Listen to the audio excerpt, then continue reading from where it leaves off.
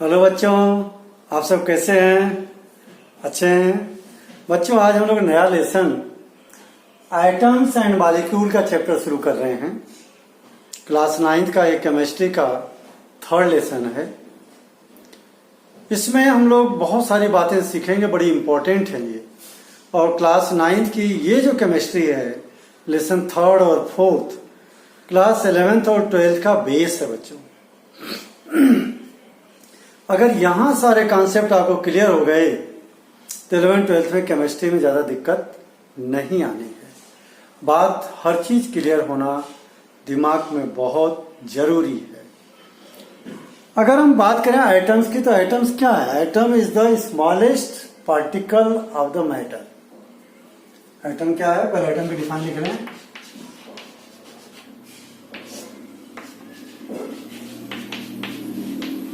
Atom is the smallest particle of the matter। कोई भी matter हो, उसका सबसे छोटा जो पार्टिकल है वो क्या है? मैटर। ठीक है। और which take part in a chemical reaction.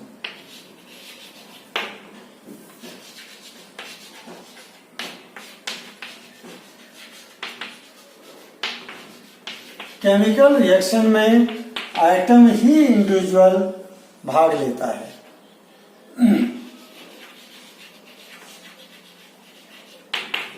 और दूसरा, आइटम फ्रीली एग्जिस्ट हो सकता है या फ्रीली एग्जिस्ट नहीं भी हो सकता है। दो या दो से ज्यादा आइटम आपस में मिल करके कंबाइन होकर के रहते हो। इट मे और मे नॉट एग्जिस्ट फ्रीली और not. It may or may not exist freely। क्या हो गया? आइटम क्या है? Atom is the smallest particle of the atom matter. Matter का सबसे छोटा पार्टिकल है। Which take part in a chemical reaction, जो कि केमिकल रिएक्शन में भाग लेता है। और इट मे और मे नॉट एग्जिस्ट फ्रीली, अकेला मिल भी सकता है और अकेला न भी हो, किसी दूसरे एटम के साथ कंबाइंड स्टेट में हो सकता है। और मॉलिक्यूल की जो बात हो रही है, अब इसकी बात थोड़े समय के बाद करेंगे। मॉलिक्यूल क्या है एक्चुअल में, इनकी डिफाइन लेंगे तो डिटेल में पढ़ेंगे। फिर भी थोड़ा सा एक आपको हिंट्स दे दूं अभी। मॉलिक्यूल क्या है? जब दो या दो से ज्यादा एटम आपस में कंबाइन हो, they form the molecule. Combination of two or more atom of same element or different element is called molecule। ये एटम एक ही एलिमेंट के हो सकते हैं या अलग अलग एलिमेंट के हो सकते हैं। तो मॉलिक्यूल की क्या डिफाइन रहेगी? Group of atoms which are chemically bounded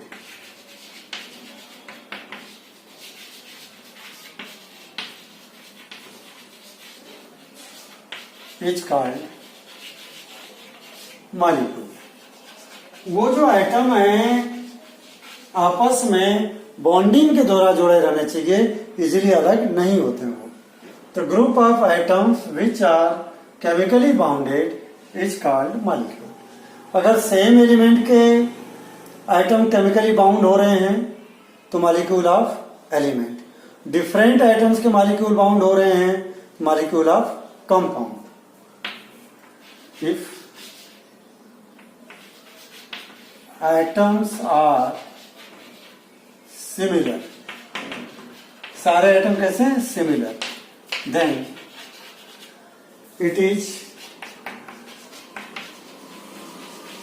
molecule of element. किसके मॉलिक्यूल? सारे आइटम सिमिलर हैं तो मॉलिक्यूल ऑफ एलिमेंट। और जैसे मान लो example, O plus O, oxygen के दो एटम मैं दिखा रहा हूं, देखिए ये O plus O, O2। This is O2 is the molecule of element. क्योंकि दोनों इसमें दो एटम हैं, दोनों सिमिलर हैं O और O।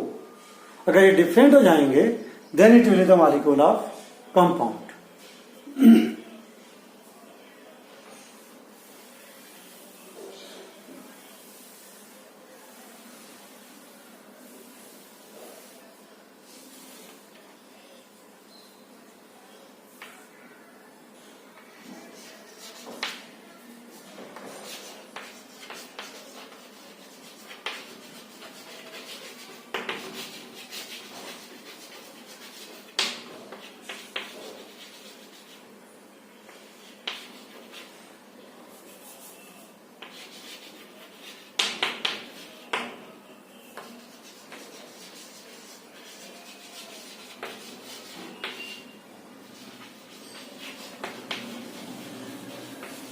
If atoms are different, then this is molecule of compound.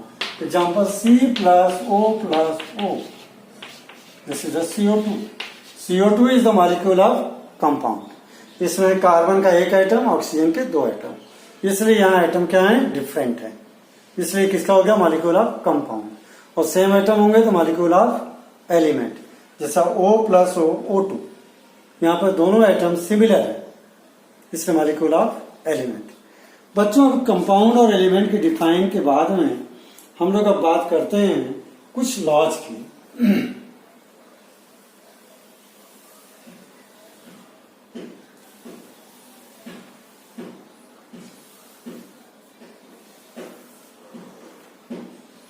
जब एटम्स जुड़ते हैं आपस में, यानी एटम्स कंबाइन हो रहे हैं, तो इसके लिए दो लॉज दिए गए हैं, कैसे जुड़ेंगे, किस रेशियो में जुड़ेंगे, इसको बोलते हैं law of chemical combination.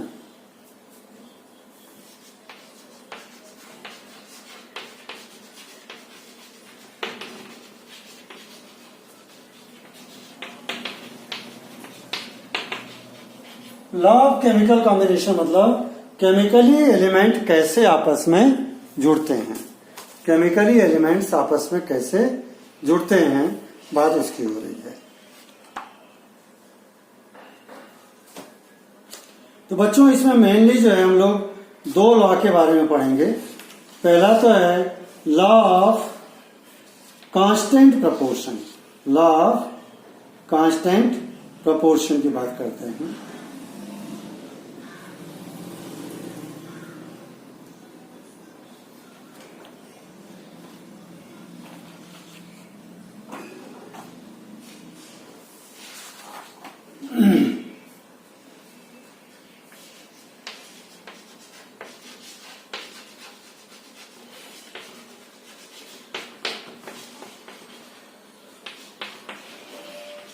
Law of constant proportion, पहले इसको समझ लो फिर लिखता हूं मैं। यहां बच्चों अगर देखें हम लोग, अगर एक वाटर के मॉलिक्यूल का एग्जांपल लूं, वाटर का फार्मूला होता है H2O। अब इस H2O में हाइड्रोजन और ऑक्सीजन केमिकली कंबाइंड है। हाइड्रोजन के अगर एटम्स से देखें, बाय एटम्स, हाइड्रोजन के दो एटम, ऑक्सीजन का एक atom. Here hydrogen and oxygen combine in 2:1. This ratio is fixed. जब भी हाइड्रोजन और ऑक्सीजन इस रेशियो में कंबाइन होंगे, दे will always form water molecule. इसलिए कंपाउंड में जो एटम्स होते हैं उनका रेशियो कांस्टेंट है। और मास के हिसाब से देख लें, बाय मास। अभी आप थोड़े समय अगले चैप्टर में पढ़ाऊंगा मास के बारे में, एटॉमिक मास। अब यहां थोड़ा सा याद रख लो, हाइड्रोजन का एटॉमिक मास 1 होता है, उसके एक एटम का मास 1 AMU, तो दो एटम का मास कितना हो जाएगा, 2 AMU। और ऑक्सीजन के एक एटम का मास 16 AMU, ये 16 AMU और ये 2 AMU। इनको सिंपल कर दो, 2 1 जा 2, 2 8 जा 16, यानी 1:8। अगर बाय मास देखते हैं तो hydrogen and oxygen combine in 1:8। ये लॉ ये कहता है जब भी एलिमेंट कंबाइन होंगे their ratio will be constant, they will always combine in a constant proportion to form a compound. यानी सिंपल से डिफाइन लिख देंगे, ये एग्जांपल जरूर नोट कर लेंगे। In a compound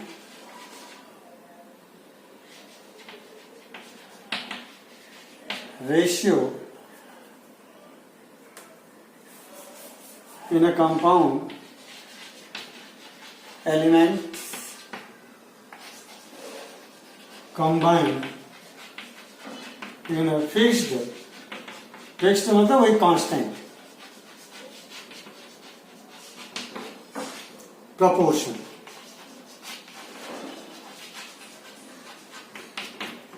it is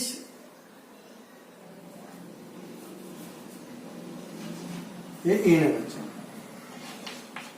in a compound elements combine in a fixed proportion, element में compound जो है एक फिक्स्ड प्रपोर्शन में कंबाइन होते हैं, यानी कांस्टेंट प्रपोर्शन में कंबाइन होते हैं।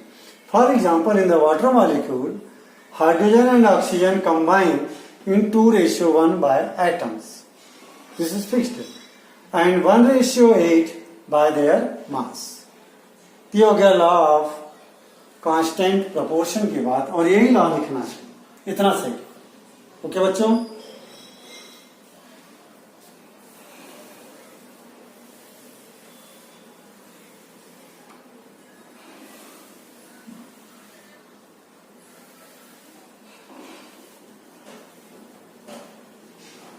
सेकंड है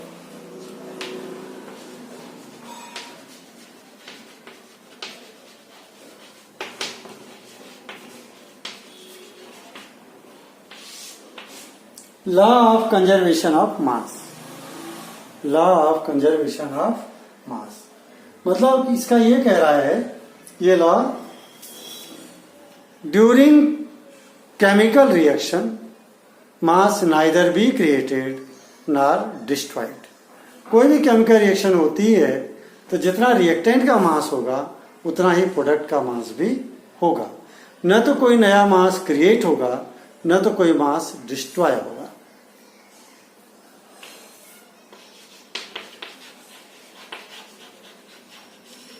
According to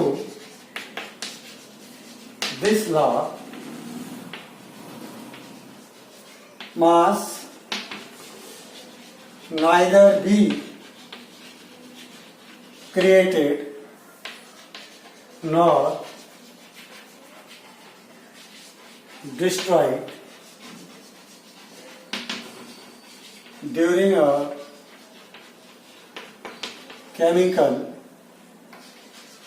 रिएक्शन। जब भी केमिकल रिएक्शन होगी तो जो रिएक्टेंट जितने हैं उतना ही प्रोडक्ट भी बनेंगे, फिक्स्ड है।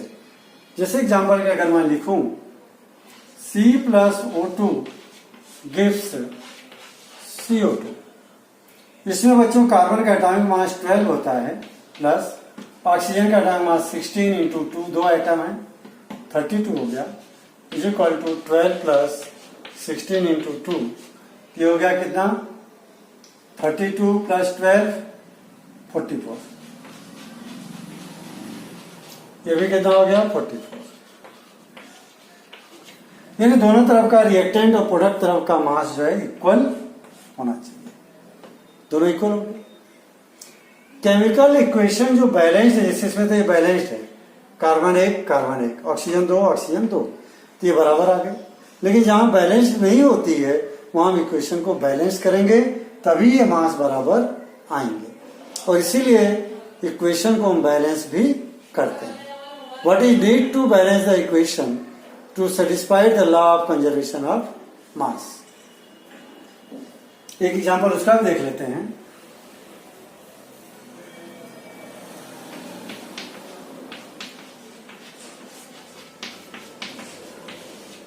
हाइड्रोजन 2 और 1, इसको 2 करने के लिए यहाँ 2 लगाएंगे, यहाँ नहीं लिख सकते, यहाँ नहीं लिख सकते, 2 जब भी लिखना होगा आगे लिखेंगे।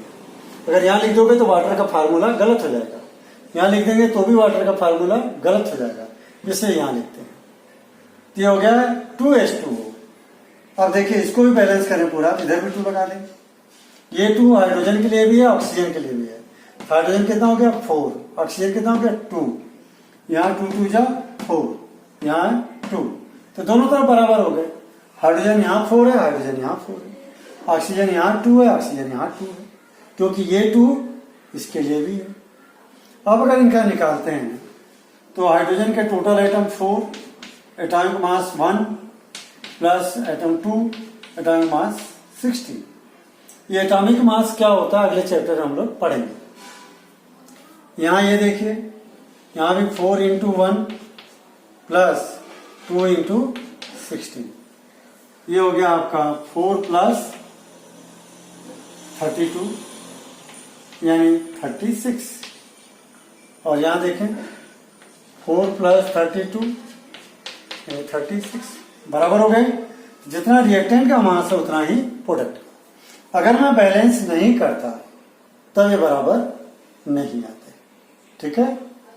इसलिए इनको बैलेंस करना बहुत जरूरी है। तो क्वेश्चन आता है what is need to balance the chemical equation. तो अपन लिखेंगे इसमें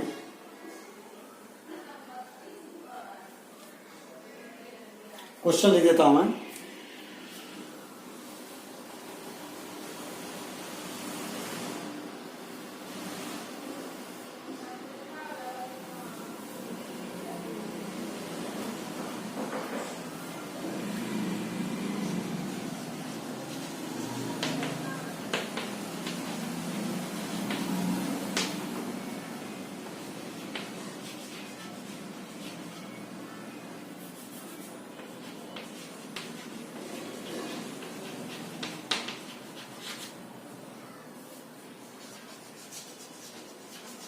क्वेश्चन पूछा गया कई बार बच्चे के नंबर का, what is need to balance a chemical equation.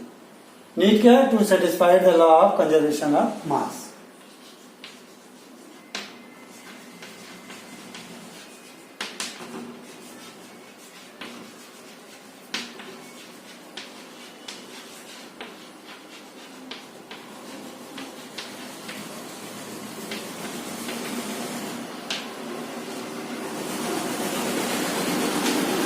To satisfy the law of conservation mass, chemical equations are balanced, इसलिए बैलेंस करते हैं। बच्चों एक दो न्यूमेरिकल देता हूं इसके ऊपर, क्योंकि एग्जाम में कई बार न्यूमेरिकल आते हैं।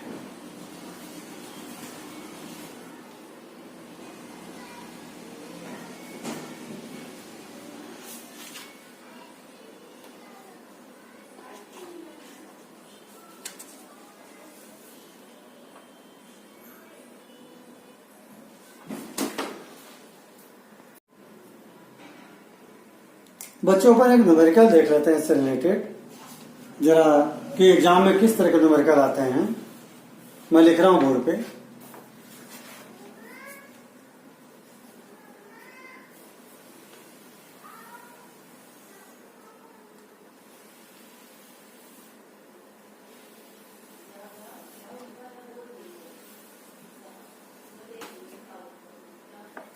If 6.3 gram of sodium bicarbonate are added to 15 gram of ethanoic acid, if 6.3 gram of sodium bicarbonate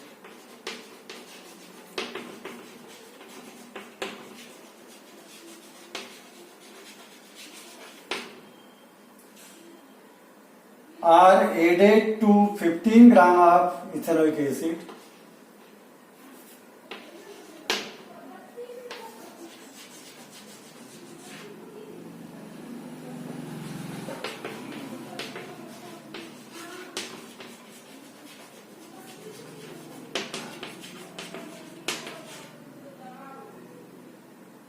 acid solution,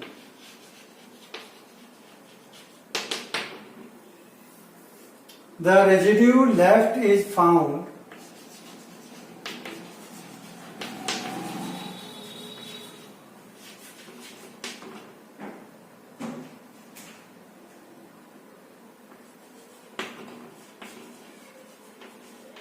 from 18 gram.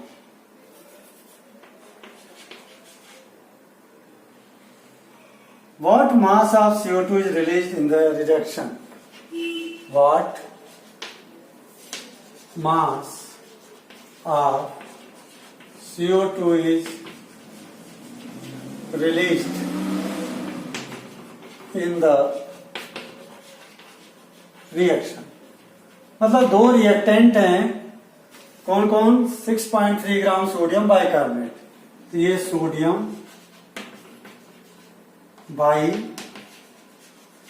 Carbonate कितना ग्राम है? 6 ग्राम।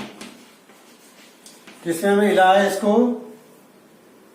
15 ग्राम इथेनोइक एसिड,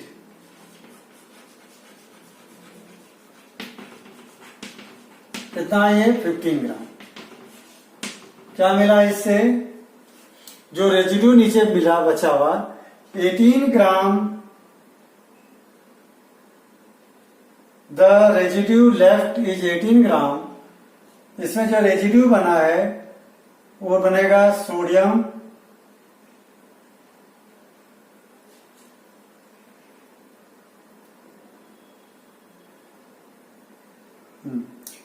रेजिड्यू, कितना? 18 ग्राम। और क्या निकला? CO2।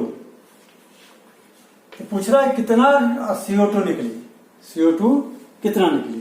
तो अब CO2 को x मान लो और ये रेजिड्यू हो गया, इधर का सम बराबर होना चाहिए, यानी 6 + 15 इज इक्वल टू 18 + x। ये कितना हो गया? 21। 18 + x, 18 को इधर शिफ्ट कर दो, 21 - 18 इज इक्वल टू x। 21 में से 18 गया 3 ग्राम। तो CO2 की मात्रा कितनी आएगी? ये 3 ग्राम। क्योंकि दोनों तरफ का law, according to law of conservation of mass, reactant and product must be equal. दोनों क्या होना चाहिए? बराबर होना चाहिए। बच्चों इस तरह के न्यूमेरिकल आ सकते हैं, तो घबराने की जरूरत नहीं, बहुत सिंपल है। इधर का उधर का दोनों बराबर कर लेना, और जो चीज पूछी है 4 में से कोई एक चीज पूछते हैं तो निकल जाएगा, जैसे मैंने निकाला ये। ओके, अब एक बात आ रही है डाल्टन्स एटॉमिक थ्योरी।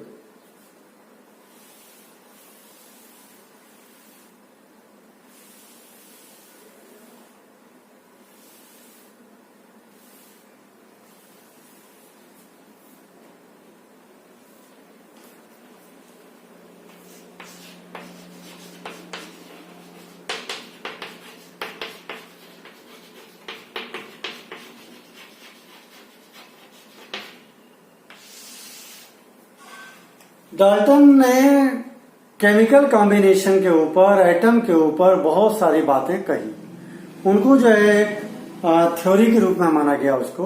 उनके सारे स्टेटमेंट को जो है बहुत उस समय के हिसाब से बहुत इंपॉर्टेंट थे। हम लोग उन स्टेटमेंट को लिखते हैं, एक एक करके समझते हैं।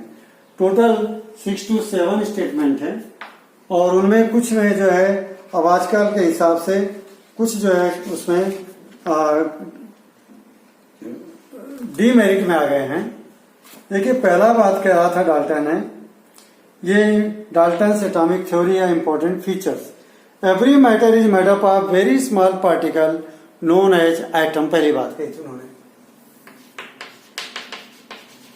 Every atom, every element, matter is made up of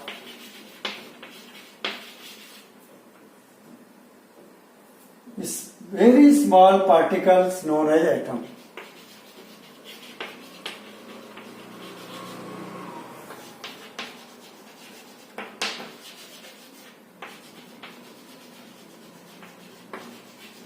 उन्होंने कहा कि हर मैटर बहुत छोटे पार्टिकल्स से बना है, जिसको हम क्या कहते हैं? एटम। ठीक, ये बात सही है। Atoms are ultimate particles of matter and cannot be further subdivided into smaller particle. उन्होंने कहा इससे ज्यादा छोटे पार्टिकल नहीं है, अब आगे इसका डिवीजन नहीं हो सकता। ये बात गलत हो गई इनकी कही हुई। एटम को छोटे छोटे पार्टिकल और हैं, इलेक्ट्रॉन, प्रोटॉन और न्यूट्रॉन, जिनसे मिलकर के बनता है एटम। उसको ड्रॉबैक में ले लेंगे। Atom can not be further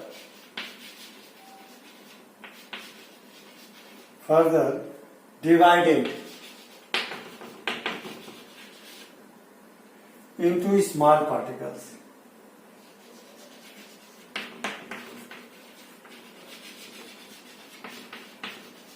मतलब इसको फर्दर हम लोग डिवाइड नहीं कर सकते, ये सेकंड स्टेटमेंट था।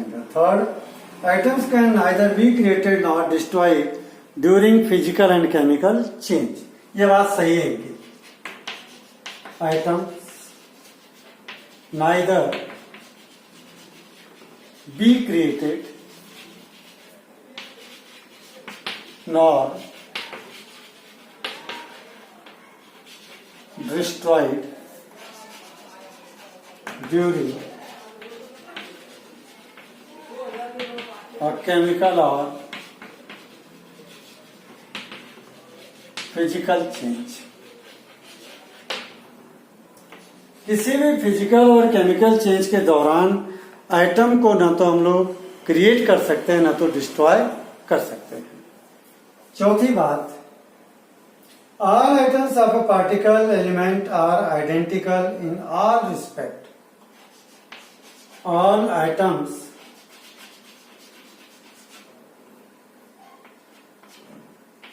Of an element are identical. उन्होंने कहा किसी भी एलिमेंट्स के सारे एटम एक समान होंगे, एक जैसे होंगे, यानी उनका मास और साइज ये सब क्या होगा, सेम होंगे, और केमिकल रिएक्शन भी सेम होगी। आइडेंटिकल का मतलब मास साइज केमिकल रिएक्शन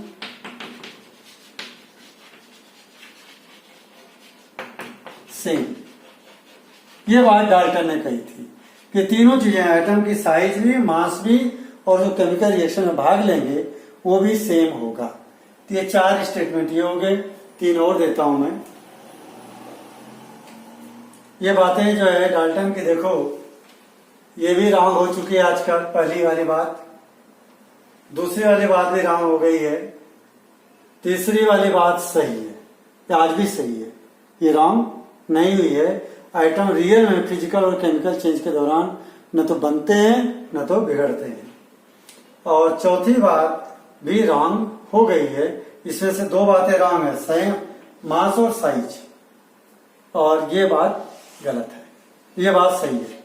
ये दोनों रॉन्ग हो गए। मास, एक आइटम्स के अलग अलग मास हो सकते हैं, मैं बताऊंगा अभी। ड्रॉबैक पढ़ेंगे अपन तो उसमें पढ़ लेंगे।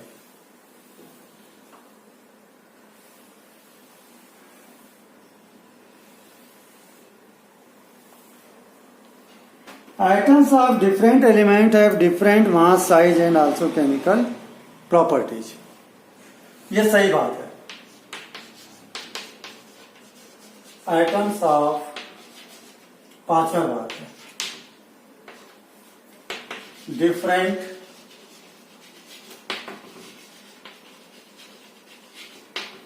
element, atoms of different element are different in mass, size and chemical reaction। Atoms of different element are different in mass, size and chemical reaction। छठी बात कही उन्होंने, atoms are the smallest particle of matter which can take part in chemical reaction।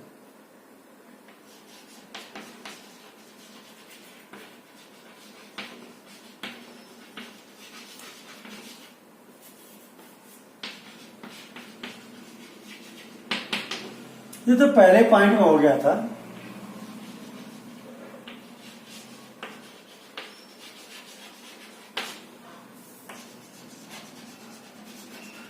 which take part in a reaction। Item जो है सबसे smallest particle है matter का जो chemical reaction में भाग लेता है। और सातवीं बात उन्होंने कही कि जब भी केमिकल रिएक्शन में भाग लेंगे they will combine in whole number, यानी फ्रैक्शन में कंबाइन होंगे। आधा आइटम, 1.5 आइटम, 1/4 आइटम, ऐसा नहीं होता है, पूरे का पूरे आइटम पार्टिसिपेट करेंगे। आइटम्स ऑफ सेम और different elements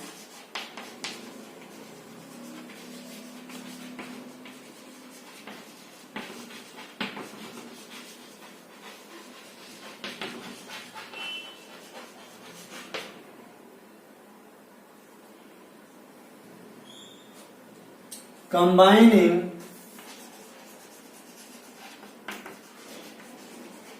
in whole number,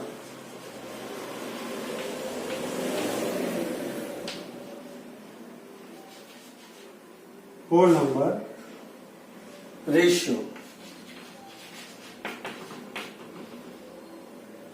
to form molecule of compound।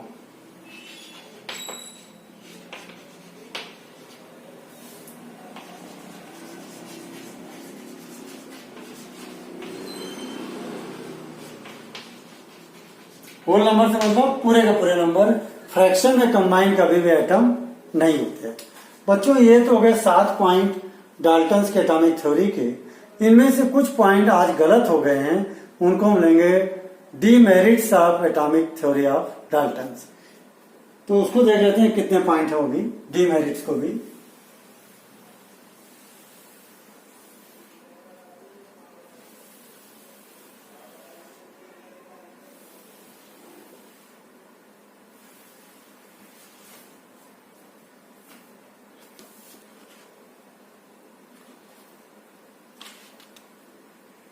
करीब 4 पॉइंट है डीमेरिट्स के।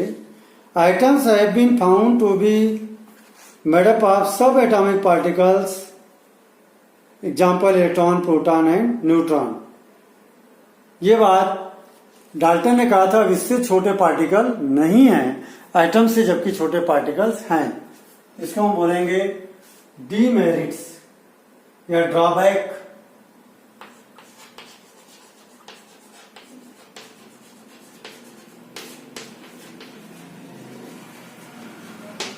ड्रॉबैक या demerit of Dalton's atomic theory. तो पहली बात यह कहा गया items have been found to be made up of subatomic particles. Item is made up of subatomic particles like electron, proton and neutron. Item जो है electron, proton और neutron के बने हुए हैं, जबकि डाल्टन ने क्या कहा था कि आइटम से छोटे पार्टिकल है ही नहीं। आइटम्स ऑफ सेम एलिमेंट में have different mass. Items of same element में हैव डिफरेंट मास। जैसे एग्जांपल के लिए कार्बन के कुछ एटम का मास 12 AMU और कार्बन के कुछ एटम का मास 14 AMU। अलग कार्बन के पार्टिकल हैं, एक एटम का मास 12, दूसरे का 14। ये इनको हम आइसोटोप्स कहते हैं, इनके बारे में अगले चैप्टर में पढ़ेंगे। Third, items of different element में have same mass. atoms of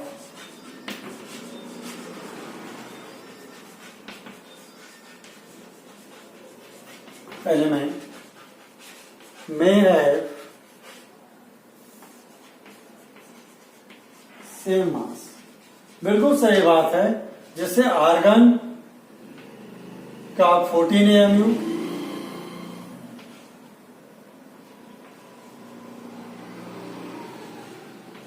और पोटेशियम का भी लगभग 40 AMU मास होता है।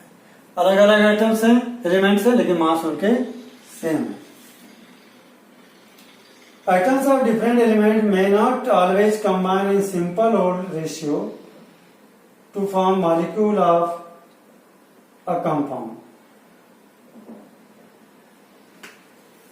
ये बात सही नहीं, बस 3 पॉइंट रखें, ये तीनों इसके डिमेरिट्स हो गए। डाल्टन ने जो कही ये बातें तीनों सही नहीं थी। पहली बात ये कि एटम से भी छोटे पार्टिकल्स हैं, इलेक्ट्रॉन, प्रोटॉन और न्यूट्रॉन। दूसरा, एक ही एलिमेंट्स के एटम के मास अलग अलग हो सकते हैं। तीसरा, डिफरेंट एलिमेंट्स के भी मासेस सेम हो सकते हैं। ये 3 इनकी डिमेरिट्स थी। ओके बच्चों, अब ये टॉपिक हमारा आज कंप्लीट होता है। कल नया टॉपिक लेंगे, इनको नोट्स लिखो और थोड़ा याद करो। Have a good day.